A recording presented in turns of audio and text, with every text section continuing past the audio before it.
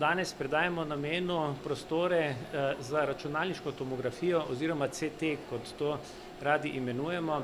Gre za tehniko slikanja notranjih organov z pomočjo rentgenskih žarkov, kjer potem s pomočjo računalnika to obdelamo tako, da dobimo tridimenzionalne slike, kot se tukaj lepo vidi na tem prizoru za mano.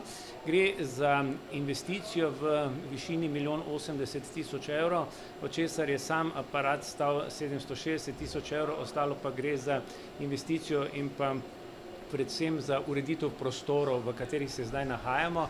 Posebej bi želel izpostaviti naslednje, da gre za prvi takšen aparat, ki se nahaja v prostorih zdravstvenih domov v Sloveniji. Ideja, kateri smo pa sledili, pa je seveda ta, da bi našim strokovnjakom omogočili skupno delo, tako radiologom kot internistom, kardiologom, pulmologom, fiziatrom,